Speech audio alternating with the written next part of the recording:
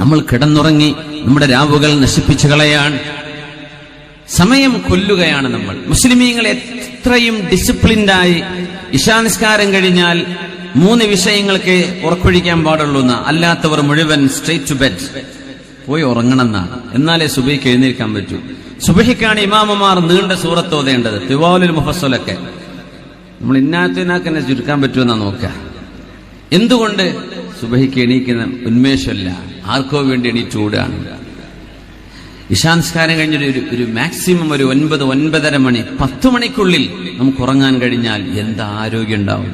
നമ്മൾ അപ്പോഴാണ് നമ്മുടെ റെസ്റ്റോറന്റുകളൊക്കെ പൊടിപൊടിക്കാൻ തുടങ്ങുന്നത്. രാത്രി ഭക്ഷണം, നൈറ്റ് ഫുഡ്, ഇത്ര വിഷമുള്ള ഒരു സംഭവം ലോകത്ത് വേറുണ്ടോ? രാത്രിയായി കഴിഞ്ഞാൽ കന്നുകാലികൾ പോലും തിന്നാറില്ലെന്നാണ്. രാത്രി സൂര്യൻ അസ്തമിച്ചു കഴിഞ്ഞാൽ അവർ തിന്നൂല, പക്ഷികൾ തിന്നില്ല ഭക്ഷണം, കോഴികൾ തിന്നില്ല ഭക്ഷണം. ഇട്ടുകൊടുത്തു നോക്കും,